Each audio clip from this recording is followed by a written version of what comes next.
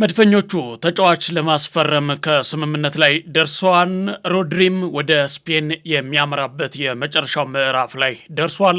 ሌሎች የባህር ማዶ ትልልቅ ዝውውሮች አሁን ላይ ተጧጥፈው ቀጥለዋል። አዳዲስ መረጃዎች አሉ። ከሀገር ውስጥም እንደዚሁ ትልልቅ የዝውውር መረጃዎች ወጥተዋል።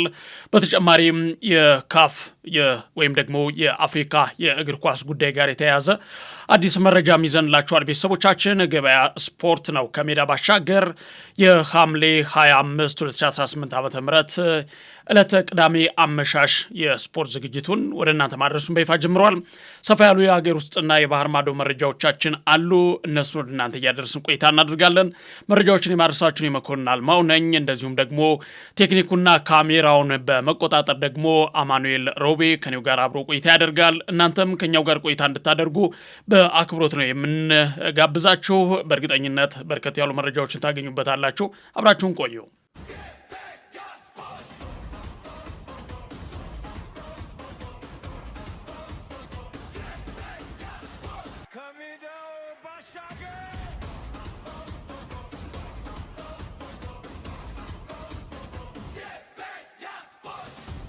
ተመልሰናል። ቤተሰቦቻችን ገበያ ስፖርት ከሜዳ ባሻገር የዕለቱን ያመሻሽ ፕሮግራማችን ነው ወደ እናንተ ማድረሳችን የጀመርነው። ከሀገር ውስጥ ስንጀምር በርከት ያሉ የዝውውር መረጃዎች አሉ። ከነሱ ጋር የተያያዙ ነገሮችን ጠቁመን ለማለፍ ያክል ሙሉቀን አዲሱ ከወላይታ ዲቻ ጋር ጥሩ ቆይታ የነበረው ተጫዋች ነበረ። አሁን ላይ ወደ ኢትዮጵያ ንግድ ባንክ አምርቶ የክለቡ አዲሱ ፈራሚ መሆኑ ተረጋግጧል ማለት ነው። አዲሱ ወይም የመጀመሪያው ፈራሚ ሆኗል። አዳማ ከተማም እንደዚሁ የተከላካይ አማካዩን ይሁን እንዳሻውን ከፋሲል ከነማና ከአርባ ምንጭ ከተማ እንግዲህ ከዚህ በፊት ይታወቃል። ከዛ አሁን ላይ ወደ አዳማ ከተማ አምርቷል። እንደዚሁም ደግሞ የመስመር አጥቂው ቦና አሊ ቀደም ሲል እንግዲህ የመቀለ ሰባ እንደርታ ተጫዋች የነበረ ነው። አሁን ላይ አዳማ ከተማን መቀላቀላቸውን ሰምተናል። ሐዋሳ ከተማም የዝውውር መስኮቱን በይፋ በመቀላቀል የሁለት ተጫዋቾቹን ውል አራዝሟል። ጋሞ ጨንቻ እንደዚሁ አዲስ አዳጊውን ክለብ ቀጣዩ የውድድር ዘመን ቡድኑን በብቃት ለማቆየት የአምስት ተጫዋቾችን ውል ማራዘሙን ሰምተናል። ባህር ዳር ከተማ ስብስባቸውን ለማጠናከር እንደዚሁ የስድስት ተጫዋቾችን ውል ማራዘማቸው ታውቋል። እነዚህ ክለቦችና ሌሎችም አሁን ላይ በዝውውሩ ላይ በስፋት እየተሳተፉና አዳዲስ ተጫዋቾችን እያስፈረሙ ነው የሚገኙት። ውላቸውንም እያራዘሙ ይገኛሉ። ይህንን በተመለከተ በስፋት የምንመለከትበት ሌላ ዝግጅት ይኖረናል። ለአሁኑ ግን ሌሎች ጉዳዮችን እናንሳ። ምናልባት ከሀገር ሳንወጣ አንድ የምናነሳው ነገር በስዊድን የጠፉት ታዳጊዎች ጉዳይ ነው። እንግዲህ በስዊድን የጠፉት ታዳጊ ኢትዮጵያውያን ጋር ተያይዞ ሰሞኑ መነጋገሪያ የሆነ ጉዳይ ነበረ። ይሄ ዛሬም መነጋገሪያ እንደሆነ ቀጥሏል። የሰዎች ዝውውር ነው የተፈጸመባቸው የሚል መረጃም እንደዚሁ እየተሰራጨ ነው የሚገኘው። ከዚሁ ጋር በተያያዘ እንግዲህ ምናልባት ያው ስለ እነዚህ ታዳጊዎች መረጃ ለሌላቸው ሰዎች በ2026 ጎቲያ ካፕ የወጣቶች የእግር ኳስ ውድድር ለመሳተፍ ወደ ስዊድን አምርተው ነበረ። እነዚህ ወጣቶች እንግዲህ ወይም ታዳጊዎች በሄዱበት በዛው መጥፋታቸው ታውቋል። ይህም የታዳጊዎች ጉዳይ እንግዲህ ሁለት መግለጫ ተሰጥቷል። አንደኛ የኢትዮጵያ እግር ኳስ ፌዴሬሽን ነው። ሁለተኛ ደግሞ ከስዊድንም እንደዚሁ የተሰጠ መግለጫ አለ። የኢትዮጵያ እግር ኳስ ፌዴሬሽን ቡድኑ በግል ጥረቱ የሄደ እንጂ ብሔራዊ ቡድኑን የማይወክል መሆኑን ገልጿል። ስለዚህ በመጥፋታቸው የፌዴሬሽኑ ተጠያቂ እንዳልሆነ ወይም የሚመለከተው ጉዳይ እንዳልሆነ አንስቷል። ሌላኛው ደግሞ የስዊድን ፖሊስ የሰጠው መግለጫ ነው። እነዚህ ታዳጊ ተጫዋቾች ታዳጊ ኢትዮጵያውያን ተጫዋቾች የጠፉት ከሰዎች ዝውውር ጋር በተያያዘ ጭምር ነው የሚሉ ነገሮች ተነስተዋል። ነገር ግን እንደዚህ አይነት መጥፋቶች ከዚህ በፊትም ሲስተዋሉ የቆዩ ነገሮች ናቸው።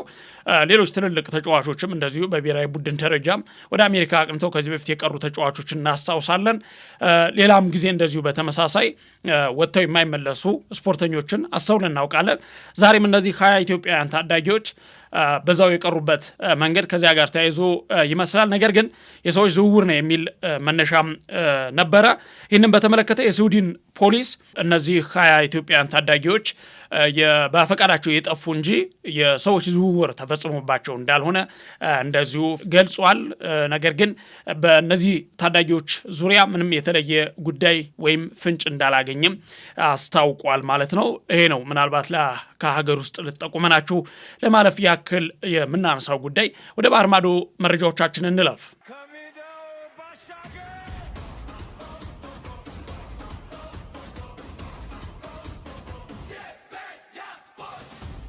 እዚሁ አፍሪካ እናንሳ። ካፍ ዓመታዊ ሽልማቱን የት ያካሂዳል የሚለው ነገር ይጠበቃል። ያው እንግዲህ አፍሪካ እግር ኳስ በየዓመቱ የሚያካሂደው የሽልማት ስነስርዓት አለ። የእሱ ጉዳይ ባለፉት ዓመታት ሲካሄድ ነበረ። አሁን በዚህ ዓመትም እንደዚሁ ይደረጋል። የ2026 የካፍ ዓመታዊ ሽልማት ስነስርዓት በናይጄሪያ ርዕሰ መዲና ሌጎስ እንደሚካሄድ ተገልጿል። የሽልማት ስነስርዓቱ በሌጎስ የዌሌ ሶዮንካ የባህል ማዕከል ይካሄዳል ተብሏል። የባህልና የጥበብ ማዕከል ነው ይታወቃል። በዚያ እንደሚካሄድ ነው የተነገረው። በሽልማት ስነስርዓቱ ላይ የአፍሪካ ምርጥ ተጫዋቾች፣ የአፍሪካ ምርጥ አሰልጣኞች፣ የአፍሪካ ምርጥ አሰልጣኞች በሁለቱም ጾታዎች ማለት ነው በሴቶችም በወንዶችም እንደሚካሄዱ ተገልጿል። ምናልባት ያው የአፍሪካ ምርጥ ተጫዋቾች በተለይ በጉጉት የሚጠበቅ ነው። ማን ይሆናል የሚለው ባለፉት ዓመታትም በጉጉት የምንጠብቀው የሽልማት ስነስርዓት ነው። በዚህም ይጠበቃል። ልክ እንደ ባላንዶር የምናየው በአፍሪካ ደረጃ እንደ ባላንዶር የምናየው የሽልማት ስነስርዓት ነው። በጉጉት የሚጠበቅ ነው። በቀላሉ የሚታይ አይደለም። እንግዲህ የካፍ የሽልማት ስነስርዓት በዚህ የፈረንጆች ዓመት መጨረሻ በተለይም ደግሞ በህዳር መጨረሻና ታህሳስ መጀመሪያ ላይ ሊካሄድ እንደሚችል ነው የወጣው መረጃ የሚጠቁመው። 48ኛው የካፍ መደበኛ ጠቅላላ ጉባኤ እንግዲህ ናይጄሪያ የሽልማት ስነስርዓቱን ብቻ ሳይሆን መላው የአፍሪካ እግር ኳስ መሪዎች የሚሰበሰቡበትን ታላቁን የካፍ ጠቅላላ ጉባኤ በጥምረት ታስተናግዳለች።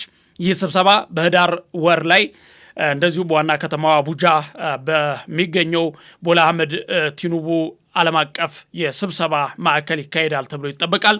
ሌላኛው ምናልባት ከዚሁ ጋር ተያይዞ አንስተ ነው የምናልፍ ነገር ከዚህ ቀደም በዚህ በአፍሪካ የሽልማት ስነስርዓት ላይ በአፍሪካ እግር ኳስ ኮከብ ተጫዋቾች፣ አሰልጣኞች በሴቶችም በወንዶችም በኩል የሚደረጉ የሽልማት ስነስርዓቶችን ሞሮኮ ነበረች ሙሉ ለሙሉ ተቆጣጥራ የነበረ ከዚህ በፊት።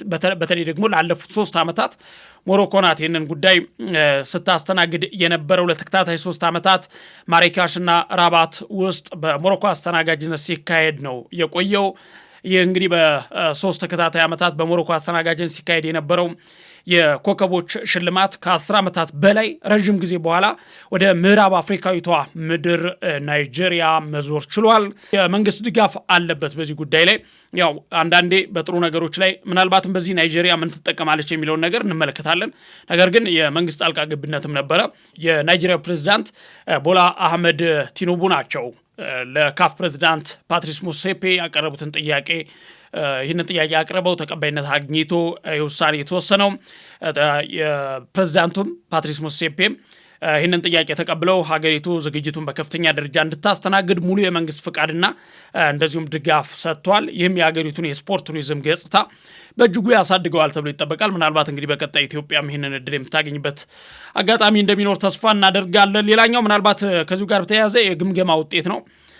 የ2026 ሽልማት ተጫዋቾችና አሰልጣኞች በ2025/26 የውድድር ዘመን ካበረከቱት አስተዋጽኦ በአፍሪካም በአውሮፓም ማለት ነው ካበረከቱት አስተዋጽኦ አንጻር ነው ይህ ሽልማት የሚካሄደው። በእነዚህ በሁለቱ አህጉሮች በተለይ በአውሮፓና በአፍሪካ የአፍሪካ አለን እንጂ ሳውዲ ፕሮን ጨምሮ ሌሎችንም በጨመረ መልኩ ነው በእነዚህ ሁሉ ውድድሮች የሚጫወቱ ተጫዋቾች የሽልማት ተካፋይ ይሆናሉ። ነገር ግን በዋናነት አፍሪካ ላይና የአውሮፓ ላይ የሚጫወቱ ተጫዋቾች ትኩረት ይሰጣቸዋል ተብሏል። በአውሮፓ 5 ታላላቅ ሊጎች ላይ የሚጫወቱ ተጫዋቾች የአፍሪካ ተጫዋቾች በተለየ መንገድ ይታያሉ። ምክንያቱም 5ቱ ሊጎች በተለይ በእንግሊዝ ፕሪሚየር ሊግ ያው ይታወቃል ያለው ጫና፣ ነገር ግን 5ቱም የአውሮፓ ሊጎች ምን ያህል ጫና እንዳላቸው ይታወቃልና ከሌሎች አህጉራት ውድድሮች ይልቅ በተሻለ ሁኔታ የአውሮፓ ተጫዋቾች በዚህ መድረክ ላይ ይታያሉ ተብሎ ይጠበቃል። በዚህም በ2025/26 የውድድር ዘመን ያሳዩት ብቃት እንደዚሁ ክለቦቻቸውን እንዲሁም ደግሞ ብሔራዊ ቡድኖቻቸውን ይዘው ያሳኳቸውን ስኬቶች መሰረት በማድረግ ይህ ሽልማት ይበረከትላቸዋል ማለት ነው። ማን ይሆናል የሚለው ነገር በጉጉት የሚጠበቅ ነው። ዛሬ ይፋ በሆነ ጉዳይ መሰረት ግን ማን ይህንን የሽልማት ስነስርዓት ታስተናግዳለች የሚለው ካለፉት 3 ተከታታይ ዓመታት ሞሮኮ በኋላ አሁን ላይ ናይጄሪያ ይህንን የሽልማት ስነስርዓት እንደምታዘጋጅ ይፋ ተደርጓል። እንዴት ሆነ የሚለውንም ያው በተመለከትነው መንገድ ተጠናቋል ማለት ነው። ቤተሰቦቻችን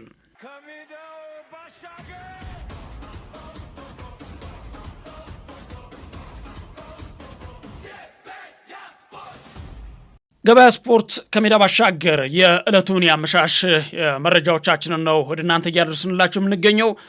ከአፍሪካ ባሻገር ስንመለከት ወደ አውሮፓ የሚወስድ መረጃ አለ። የአውሮፓ መረጃዎችን ስንመለከት በሰፊው አሁን ላይ ያው ትኩረት ተሰጥቶት መነጋገሪያ የሆነና ቀድም ያለና አንሳ የምንችለው የዝውውር ጉዳይ ነው። ከዝውውር ውጭ የሆኑ ነገሮች ሌላ ብዙ መረጃዎችን አሁን ላይ የምናገኝበት አይደለም። ነገር ግን ከዝውውር ጋር የተያያዙ መረጃዎች በስፋት አሁን ላይ እየወጡ ነው። በትልቅ ደረጃ የምናነሳው በሰበር ደረጃ ለቤተሰቦቻችን የምናጋራው መረጃ ለመድፈኞቹ ትልቅ ብስራት ይዞ የመጣው መረጃ ነው። አርሰናል እንግዲህ ብሩኖ ጉማሬሽን ለማስፈረም 70 ሚሊዮን ፓውንድ እና እንደዚሁም ደግሞ 10 ሚሊዮን ፓውንድ ቦነስ በመክፈል ተጫዋቹን ለማስፈረም ከስምምነት ላይ ደርሷል። ስፖርት ሴንተር ቢአር ነው ይህንን መረጃ ይዞት የወጣው። ከደቂቃዎች በፊት ይፋ የሆነ መረጃ ነው። መድፈኞቹ በአጠቃላይ 80 ሚሊዮን ፓውንድ ጨርሰው ተጫዋቹን ለረጅም ጊዜ ሲከታተሉት ከቆዩ በኋላ ዛሬ ላይ እንግዲህ ለማስፈረም ከስምምነት ደርሰዋል ማለት ነው። ብሩኖ ጉማሬሽ የአርሰናል ተጫዋች ይሆናል ማለት ነው። ከዚህ በኋላ የሕክምና ምርመራውንና ዝውውሩን በቅርቡ ያጠናቅቃል ተብሎ ይጠበቃል። ጉማሬሽ እንግዲህ የሕክምና ምርመራውን በዚህ ሳምንት እንደሚጨርስ ጭምር ታውቋል። ጉማሬሽ በቅርብ ከአርሰናል ጋር በለንደን ኮንትራቱን እንደሚፈርም ይጠበቃል ሲል ስፔን ብራዚልም ይዞ ወጥቷል። ይህ መረጃ ያው ስፔን ብራዚል ለብራዚል ተወላጅ ተጫዋቾች በጣም ቅርብ የሆነና እውነተኛ መረጃ ይዞ የሚወጣ የመረጃ ምንጭ ነው። በዚህም መሰረት ይህ መረጃ ተአማኒነት ያለው የተጠናቀቀው ጉዳይ ሆኗል። ለረጅም ጊዜ ሲከታተሉት ከቆዩ በኋላ ብሩኖ ጉማሬሽን መድፈኞቹ የግላቸው ማድረግ የሚያስችላቸውን ስምምነት አሁን ላይ ከኒውካስል ዩናይትድ ጋር ተስማምተዋል ማለት ነው። በቀጣይ ብሩኖ ጉማሬሽ እንግዲህ ከነ ዴክላን ራይስ ጋር የመሃል ሜዳውን ተቆጣጥሮ የምንመለከተው ይሆናል። ሁለት አይበገሬዎች በአንድ ቦታ ላይ በመድፈኞቹ ቤት ትልቅ ተአምር ይሰራሉ ተብሎ ይጠበቃል። ሌላኛው የዝውውር ጋር የተያያዘው አዲሱ ነገር ሪያል ማድሪድ ሮድሪን ከማንቸስተር ሲቲ በ65 ሚሊዮን ፓውንድ ለማስፈረም የመጀመሪያውን ስምምነት ለመፈጸም በጣም መቃረባቸውን የሚገልጽ መረጃ ወጥቷል። ሮድራ ነው ይህንን መረጃ ይዞት የወጣው። ሮድራ ምንድን ነው ያለው? ሪያል ማድሪድ ሮድሪን ከማንቸስተር ሲቲ በ65 ሚሊዮን ዩሮ ሊያስፈርም ነው የሚል መረጃ ነው ይዞ የወጣው። ያም ማለት ወደ ስምምነት መቃረባቸውንና ለፊርማ የተጠጋ ደረጃ ላይ እንደደረሱ የሚገልጽ መረጃ ነው። ቤተሰቦቻችን ሌላኛው ተያይዞ የወጣ ሌላኛው መረጃ አለ። ይህም ይዞት የወጣው መረጃ ስፔን ዲፖርትስ ነው። እንደዚሁ ይህን መረጃ ስንመለከት ዲዩማንዴን በተመለከተ አንድ መረጃ ይዞ ወጥቷል። ይህ መረጃ ምንድነው? ቤተሰቦቻችን የሰማሁት የቅርብ ጊዜ መረጃ 122 ሚሊየን ቋሚ የሚከፈል እና 10 በቦነስ የሚከፈል ነው። 10 ሚሊየን በቦነስ የሚከፈል ነው እና የሚል መረጃ ይዞ ወጥቷል። ዲዩማንዴን ነው እንግዲህ የእሱ የዝውውር ጉዳይ መጓተት ምናልባት በኋላ ለምናነሳው አንድ ቪኒሺየስ ጁኒየርና የአርሰናል ጉዳይም እንደ አንድ ነገር እየተነሳ ነው የሚገኘው። ሮድሪን በተመለከተ ግን ወደ 65 ሚሊዮን የሚጠጋ ገንዘብ ለማቅረብ በሂደት ላይ ነው። እንዲሁም ሲቲ በቦአዲ ላይ ያለውን ዝውውር እስኪጨርሱ ድረስ እየጠበቀ ነው የሚል መረጃ ነው የወጣው። ያው ቦአዲ እንግዲህ ወደ ማንቸስተር ሲቲ ሊያመራ ትኩረት ላይ ተሰጥቶት እየሰራ ነው የሚገኘው። ይሄም የወጣ አንደኛው መረጃ ነው። ሌላው ቢኒን በተመለከተ ሁሉም ነገር ክፍት ነው ብሏል። ስፔን ዲፖርትስ ይዞ ተወጣው መረጃ የቪኒሺየስ ጁኒየርን ጉዳይ በሰፊው እንመለከታለን። በጣም በዝርዝር የምናነሳቸውና በጣም እስካሁን ድረስ ምናልባት ያልተደረሰበት ደረጃ ላይ የደረሱ ጉዳዮችም አሉ። በደንብ የምናብራራቸው ነገሮች አሉ። ምናልባት እሱን ነገር ስናነሳ አርሰናልና የቪኒሺየስ ጁኒየር ጉዳይ አሁንም የዓለማችንን የእግር ኳስ ወሬ ወይም የመረጃ ምንጮችን በሙሉ ተቆጣጥሮ ያለ ጉዳይ ሆኗል። ገበያ ስፖርትም ይህንን ጉዳይ በትኩረት ይዞት እንደቆየ ይታወቃል። እየተከታተልን ወደ እናንተ እያደረስን ነው የምንገኘው። ዛሬም አንድ እርምጃ ከፍ ያለ አዳዲስ ነገሮችን አግኝተናል። እንግዲህ የሪያል ማድሪድ ኮከብ ቪኒሺየስ ጁኒየር ወደ አርሰናል ሊዘዋወር ይችላል የሚሉ ሰበር መረጃዎች እየወጡ ናቸው የሚገኙት አሁን ላይ ጭምጭምታዎች፣ ዜናዎች በስፖርት ሚዲያዎች ላይ ሁሉ አሁን ላይ እየተዘዋወሩ ነው የሚገኙት፣ በስፋት እየተወሩ ናቸው። ያው የብሩኖ ጉማሬሽ ጉዳይ አሁን ላይ አልቋል ማለት ይቻላል። ይህንን ጉዳይ መድፈኞቹ ከገደሉ ሙሉ ትኩረታቸውን ወደ ቪኒሺየስ ጁኒየር ያደርጋሉ። በእርግጥም እስካሁን ድረስ የቪኒሺየስ ጁኒየርን ጉዳይ ይፋዊ በሆነ ጥያቄ ማቅረብ ያልፈለጉት በተጫዋቹና በሪያል ማድሪድ መካከል የሆነ ነገር መቋጫ ያለው ነገር እስኪደርስ ነበር። ያው ሪያል ማድሪዶች ለቪኒሺየስ ጁኒየር የተሻሻለ የውል ማራዘሚያ ቅጽ ለማቅረብ ሙከራ ላይ እንደሆኑ ሂደት ላይ እንደነበሩ ይታወቃልና ቪኒሺየስ ጁኒየርም ፍላጎቱን 100% ገልጾ አላረጋገጠም። መድፈኞቹ የሚፈልጉት ደግሞ በተጫዋቹና በክለቡ መካከል የሆነ ጉዳይ መቋጫ ማግኘት አለበት። ወይ ፊርማው አርፈው መቀመጥ እነሱም ወይም ደግሞ ይሄ የዝውውር ጉዳይ ወይም የውል ማራዘሙ ጉዳይ አብቅቶለት እነሱ እዛ ውስጥ እጃቸው ማስገባት ነው የሚፈልጉት። ነገር ግን ቪኒሺየስ ጁኒየርና ሪያል ማድሪድ እየተነጋገሩ በመሃል እጃቸውን ማስገባት አልፈለጉም። እስካሁን ድረስ እጃቸውን ሰብስበው ነው ያሉት። ነገር ግን ቪኒሺየስ ጁኒየርም በሱ ሰዎች በኩል ስለ አርሰናል ላይ ስላሉ ነገሮች እየጠየቀ ነው። ምን እየተባለ እንደሆነ እሱ እዚያ ስለሚሰጠው ቦታ እሱም በምን ያህል ደረጃ እንደሚፈልጉት አርሰናል ቤት ያለውን ጥሩ ነገር ሁሉ እንዲያጣሩለት እና አጣርተውም ደግሞ የሱ ሰዎች አጣርተው አርሰናል ቤት ለሱ የሚሆን እንደሆነ እንደዚሁም ደግሞ ከየትኛውም የዓለማችን ክለብ በላይ ሪያል ማድሪድ የሚለቅ ከሆነ መዳረሻው አርሰናል እንዲሆን መክረውታል ተብሏል። እሱም ቢሆን በአርሰናል ቤት ያለውን ነገር ከሰማ በኋላ ወደ አርሰናል ለመዘዋወር ፍቃደኛ እንደሆነ ፍላጎት እንዳለው ተገልጿል።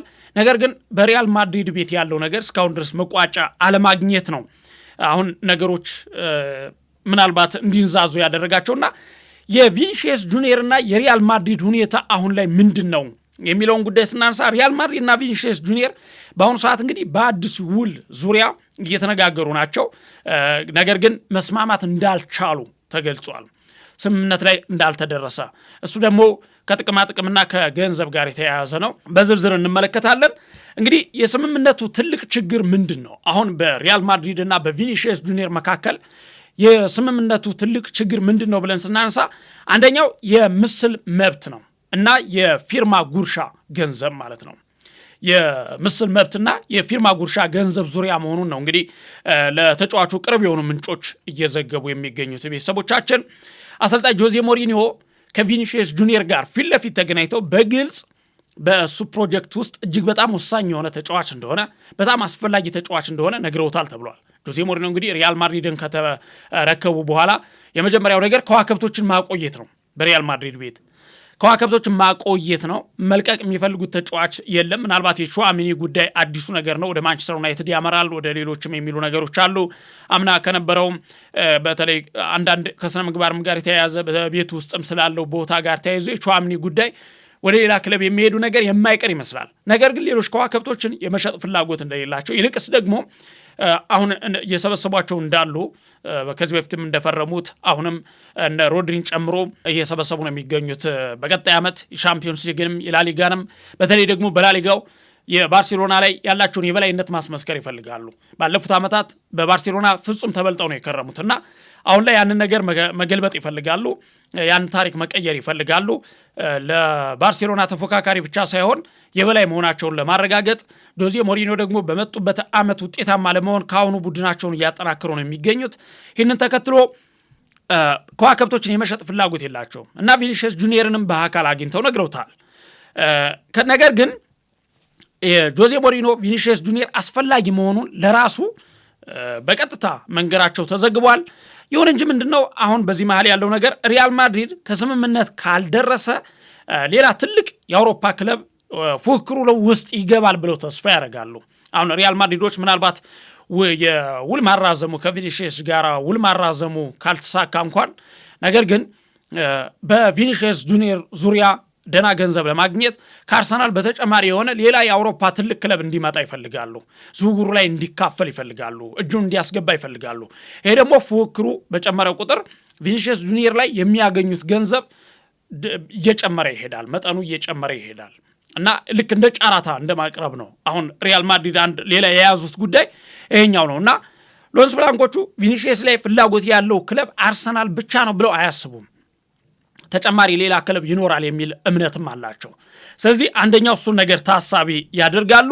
ነገር ግን አሁን ላይ በቪኒሺየስ ዝውውር ዙሪያ እንደዚሁ ነገሮችን ስናንሳ የብራዚላዊው ተጫዋች ቪኒሺየስ ጁኒየር የወደፊት ቆይታ ሊታወቅ እንግዲህ የመጨረሻው ደረጃ ላይ ነው ማለት ይቻላል። ዛሬ ሪያል ማድሪድ የመጨረሻ ያለውን እቅድ ነው ያቀረበው ተብሏል ለቪኒሺየስ ጁኒየር። ስለዚህ አሁን ቪኒሺየስ ጁኒየር ወይ መፈረም ነው መስማማት ነው አሊያ ግን ክለቡን ሊለቅ የሚችልበት እድል ነው ያለው ከዚህ በኋላ የሚሉ መረጃዎችም እየወጡ ናቸው። ምናልባት ይህንን በተመለከተ ሪያል ማድሪድ እና ቪኒሺየስ ጁኒየር በሚቀጥሉት ቀናት በኮንትራት ማራዘሚያ ዙሪያ ዳግም ለውይይት ሊቀመጡም ላይቀመጡም ይችላሉ የሚሉ መረጃዎች እየወጡ ናቸው። ነገር ግን አሁን ሪያል ማድሪድ የመጨረሻ ብሎ ይዞት ከቀረበው ድርድር በኋላ ሌላ አዲስ ነገር ያቀርባሉ ተብሎ አይጠበቅም። ተጫዋቹን ወደ መሸጡ ሊያመዝኑ ይችላሉ። አሁን በዚህ መሃል ብዙ ነገሮች አሉ። አንደኛው ነገር በሪያል ማድሪድ ቤት ያለው አሁን የከዋክብቶች ስብስብ ምናልባት ትናንትና አንድ መረጃም እየተመለከትኩ ነበረ። ሪያል ማድሪድ ቪኒሺየስ ጁኒየር ውሉን የሚያራዝም ከሆነ አሁን ሪያል ማድሪድ ተጫዋቾችን እያስፈረመበት እንዳለው ሂደት ፊት መስመር ላይ እንዳለው ጫና ቪኒሺየስ ጁኒየር በሆነ በዲሲፕሊን ጉዳይ ወይም ደግሞ የትንሽ የአቋም መዋዠቅ ቢያጋጥመው ራሱን ተቀያሪ ወንበር ላይ ሊያገኘው ይችላል። ስለዚህ መውጣት አለበት የሚሉ ምክሮችም አሁን ላይ እየበዙ ናቸው። ምክንያቱም አሁን በሪያል ማድሪድ ቤት አሁን ላይ ትልልቅ ተጫዋቾች ስብስብ ላይ ናቸው እና ያ ነገር ለቪኒሺየስ ጁኒየር ወጥነት የሚጎለው ከሆነ እሱ ነገር አስቸጋሪ ሊሆን እንደሚችል ይጠበቃል። ነገር ግን ምናልባት ወደ ዝውውሩ ጉዳይ ስንመጣ አርሰናል ቪኒሺየስ ጁኒየር ውሉን የማያራዝም ከሆነና ምናልባት አሁን ልቡ አሰቅሏል አይደለ? አሁን የቪኒሺየስ ጁኒየር ወደ ሌላ ክለብ የሚሄድ ወይም ላለመፈረም ወይም አርሰናልን እየፈለገ እንደሆነ በግልጽ ያስታውቃል። ወደ አርሰናል ነው። አርሰናል ምን ያህል በሱ ላይ ተስፋ እንዳረጉ እንደሚያስፈርሙት እንደተማመኑ በግልጽ መረጃዎች እየገለጹ ናቸው። ቪኒሺየስ ጁኒየርም ሪያል ማድሪድ ላይ በቀላሉ እንዳይሸነፍና ለሚቀርቡለት ውሎች እንዳይፈርም ሊያደርገው የሚችል ነገር በአርሰናል ቤት የሰማው የመፈለግ ፓወር ነው፣ የመፈለግ ደረጃ ነው። ሚካኤል አርቴታ እጅግ በጣም አድናቂው ናቸው የቪኒሺየስ ጁኒየር፣ ያንን ያውቃል። በክለቡ ምንም ያክል ለመክፈል ዝግጁ ናቸው፣ ሪከርድ ለመስበር ዝግጁ ናቸው። ከሪያል ማድሪድ ቤት የሚፈልገውን ተቀራራቢ ለመክፈል ዝግጁ ናቸው እና ይህ ነገር በጣም የተጫዋቹን ልብ ወደ እንግሊዝ እንዲያመራ ሊያደርገው እንደሚችል ይጠበቃል። ረዥም ጊዜ አርሰናል እንግዲህ ያው እሱን ለማስፈረም የመጀመሪያ ኢላማ አድርጎ ነው አሁን ላይ የሚገኝ። ቪኒሺየስ ጁኒየር በበኩሉ በሪያል ማድሪድ ውሉን የማያራዝም ከሆነ አርሰናልን መቀላቀል እንደሚፈልግ በግልጽ ታውቋል። አሁን ላይ በግልጽ በሱ ዙሪያ ያሉ ሰዎች፣ ሚዲያዎች ሁሉ እየተቀባበሉት ያለና እየገለጹት ያለ ጉዳይ ነው ይሄ እና ለሚካኤል አርቴታ የቀረቡ ምንጮች እንደሚገልጹት ሚካኤል አርቴታ ቪኒሺየስ ጁኒየርን ይወዱታል ብለዋል። በጣም ይወዱታል ቪኒሺየስ ጁኒየርን እና ውሉን ካላራዘመ በቦታው እንደሚገኙ እርግጠኞች ናቸው ቪኒሺየስ ጁኒየርን ለማስፈረም እና በሪያል ማድሪድ እና ቪኒሺየስ ጁኒየር መካከል ያለው የጥቅም ልዩነት ግዙፍ መሆኑ ነው አሁን ላይ እየተገለጸ ያለው። ያው እኛም የተከታተልን ወደ እናንተ ስናደርስ ነበረ። እንግዲህ መፍትሄ ለመፈለግ ቀጣይ ሳምንት ንግግር ይቀመጣሉ የሚሉ መረጃዎችም አሉ። ይህንን ግዙፍ ልዩነት ለማጥበብ እና ስምምነት ላይ ለመድረስ በቀጣይም ምናልባት አሁን ዛሬ ቅዳሜ ነው፣ ነገ እሑድ፣ ሰኞ ሊቀመጡ ይችላሉ ተብሎ ይጠበቃል። ቪኒሺየስ ጁኒየር ግን የቪኒሺየስ ጁኒየር የወደፊት ቆይታን በተመለከተ አንደኛው ነገር በሪያል ማድሪድ ውሉን ማራዘም ነው። ሁለተኛው ነገር ደግሞ ቀጣይ ዓመት በነፃ መልቀቅ ነው። እንግዲህ 11 ወራት ናቸው የቀሩት። ቀጣይ ክረምት ላይ ቪኒሺየስ ጁኒየር በነፃ መልቀቅ ይችላል። መድፈኞቹም ያኔ በጣም ይጠብቁታል። ይሄ በእርግጠኝነት የወጣ መረጃ ነው። መድፈኞቹ በነፃ ለማዘዋወር እሱን ይጠብቃሉ። እንደዚሁም ደግሞ አርሰናልን መቀላቀል ከሶስቱ አንዱ የሚሆን ነው። የቪኒሺየስ ጁኒየር 3 ፋንታ ነው ያለው። አንደኛ በሪያል ማድሪድ ውሉን ማራዘም፣ ሁለተኛ ደግሞ የቀጣይ ክረምት በነፃ መልቀቅ፣ አሊያ ደግሞ አሁን በአርሰናል መገኘት ነው። የአርሰናል ቦርድ ቪኒሺየስ ጁኒየር ለማስፈረም አስፈላጊውን የፋይናንስ ጥያቄ ሁላ ለመስጠት ፈቃደኛ መሆናቸው ተገልጿል። ይሄኛው ምናልባት የአርሰናል ስፖርቲንግ ዳይሬክተር አንድሬ ቤርታ ከቪኒሺየስ ጁኒየር ተወካዮች ጋር በቀጥታ መነጋገራቸው እንደዚሁ ተገልጿልና ይሄ ነገር ቀላል አይደለም። አንድሬ ቤርታ ይታወቃሉ፣ በጣም ገናና ናቸው። ባለፈው ዓመት በአርሰናል ቤት ያደረጉት ተአምር ይታወቃል። በጣም ትልቅ ስራ የሰሩ ናቸው። ለአርሰናል ሻምፒዮንነት ትልቅ ሚና ያላቸው ናቸው። ተጫዋቾችን የማሳመን ጥበብ ያላቸው ናቸው። በዝውውር ላይ በጣም የተካኑ ዳይሬክተር ናቸው።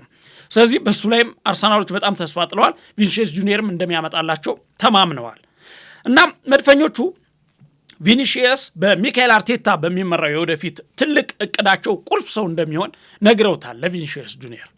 ይህንን ነገር ቪኒሺየስ ሰምቷል በጆሮው። አሁን በሪያል ማድሪድ ቤት ያለው የከዋክብት ስብስብ ከነ ኪሊያን ምባፔ ጋር ያለው ፉክክር ብቻውን የሚገንበት ቤት አይደለም እዛ እና ብዙ ጊዜ ደግሞ አንድ ንጉስ ነው ያለው፣ በአንድ ቤት ውስጥ አንድ መሪ ነው ያለው ተብሎ ይታሰባል። አሁን ላይ የኪሊያን ምባፔና የሱ በአንድ ቤት መገኘት በራሱ ሌላ ዕዳ ነው፣ እንኳን አሁን ሌሎች ከዋክብቶች ተቀላቅለው። ይሄ ነገር ትንሽ ከበድ እያለ ነው የሚመጣው። እሱም ነገር ምናልባት ቪኒሺየስ ጁኒየር ከሪያል ማድሪድ እንዲወጣ ሊገፋው እንደሚችል የሚጠበቅ ነው። ሌላው ነገር አርሰናል በዚህ ዝውውር ዙሪያ ከመጋረጃ ጀርባ ለወራት ሲሰራ እንደቆየ ተነግሯል። የዋዛ አይደለም ወሬው የወጣው መድፈኞቹ መረጃ እንዲወጣ ያደረጉት ያላንድ አይደለም እና ለወራት ሲከታተሉት እንደነበረ ወጧል። ቪኒሺየስ ጁኒየር ለማስፈረም በደሞዝ ክፍያ መዋቅራቸው ላይም ልዩነት ለመፍጠር ፈቃደኛ ናቸው። ቪኒሺየስ ጁኒየር በሪያል ማድሪድ የሚፈልገውን ነገር ለማቅረብ ስለዚህ ምንድነው ቪኒሺየስ ጁኒየር በሪያል ማድሪድ ቤት ውሉን ለማራዘም ዓመታዊ 30 ሚሊዮን ዩሮ የሚጠጋ ገንዘብ ነው የጠየቀው። 30 ሚሊዮን ዩሮ ሪያል ማድሪድ ደግሞ የሚፈልገው 20 ሚሊዮን ዩሮ መክፈል ነው። ስለዚህ ያለው ልዩነት ምናልባት የ10 ሚሊዮን ዩሮ ነውና ቀላል አይደለም፣ በጣም ግዙፍ ነው። ወደ ግማሽ ሊጠጋ እኮ ትንሽ ነው የቀረውና 1/3 ማለት ነው። ሌላው ምናልባት ከዚሁ ጋር ተያይዞ ቪኒሺየስ ጁኒየር ከሪያል ማድሪድ ጋር ያለውን ውል ለማደስ እንግዲህ በአመት 30 ሚሊዮን ዩሮ ገደማ የመሰረታዊ ደመወዝ፣ መደበኛ ጉርሻዎችና ልዩ ልዩ የውል ማራዘሚያ ቦነሶችን ጨምሮ ነው ይሄ እና እነዚህን ጥቅማ ጥቅሞችን ጨምሮ መጠየቁ ነው የገለጸው። ይሄ እውነት ነው የተገለጸው። ይህ የደሞዝ ጥያቄ በክለቡና በተጫዋቹ ወገን መካከል የድርድር መቆራረጥ ፈጥሮ እንግዲህ ለተወሰነ ጊዜ አከራካሪ ነበረ። ባለፈው አመት ጀምሮ ነው መንገጫገጮች የተፈጠሩት። በነገራችን ላይ እንግዲህ አሁን ላይ በዚህ ድርድር ዙሪያ አዳዲስ መረጃዎች እየወጡ ናቸው። የሪያል ማድሪድ አቋም አለ። የ20 ሚሊዮን ዩሮ የተጣራ ወይም ኔት ዓመታዊ ክፍያ ነው ሪያል ማድሪድ ለቪኒሺየስ ጁኒየር መክፈል የሚፈልገው። ቪኒሺየስ ጁኒየር ደግሞ 30 ሚሊዮን ዩሮ የተጣራ ወይም ኔት እንዲከፈል ይፈልጋል። ይሄ ነው ልዩነቱ። ሌላኛው የኬላን ምባፔ ተጽዕኖ ነው እዚህ ላይ ልናየው የሚገባ። ቤተሰቦቻችን ማድሪድ የቪኒሺየስ ደሞዝ ከኬላን ምባፔ መሰረታዊ ደሞዝ እንዲበልጥ አይፈልጉም። ይሄ ምንም የታወቀ ነገር ነው። ከኬላን ምባፔ የበለጠ እንዲሆን አይፈልጉም። ቪኒሺየስ ግን ምባፔ በነፃ ዝውውር ሲመጣ ያገኘውን ከፍተኛ የፊርማ ቦነስ ከግምት በማስገባት የእሱም አጠቃላይ ጥቅል እንዲያድግ ይፈልጋል። ተረድታችሁኛል? ቪኒሺየስ አሁን ላይ የሚፈልገው ከኬላን ምባፔ የተጠጋ ነገር ነው። ኬላን ምባፔ ደግሞ ከፒኤስጂ ወደ ሪያል ማድሪድ ሲያመራ በነፃ ዝውውር ከመሄዱ ጋር ተያይዞ ጥሩ ነገሮች ናቸው የቀረቡለት። ምክንያቱም ምንም ወጪ አወጣው አልነበረም ሪያል ማድሪድ። ያንን ተከትሎ ነው እና አሁን ያለው አዲስ ለውጥ ምንድን ነው የሚለውን ነገር ስንመለከት በመጨረሻው ሰዓት እንግዲህ በወጡ መረጃዎች መሰረት ቪኒሺየስ ማድሪድ ውስጥ ለመቆየት ካሰበ ስምምነቶች ናቸው።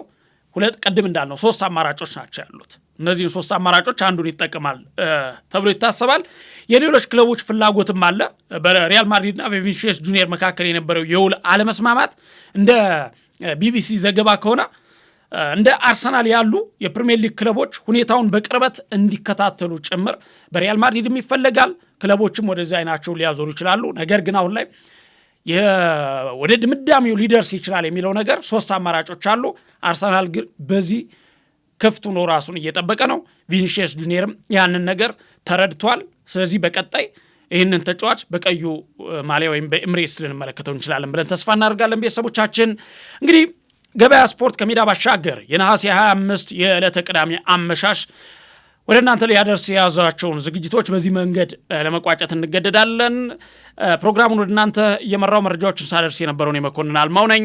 እንደዚሁም ደግሞ አማኑኤል ሮቤ ካሜራውና ቴክኒኩን እየተቆጣጠረ ከኔ ጋር ነበር። እናንተም እኛ ጋር ስለነበራችሁ ከልብ እናመሰግናለን። በጠዋት የሌላ ዝግጅታችን እስከምንገናኝ ሰላም እደሩ።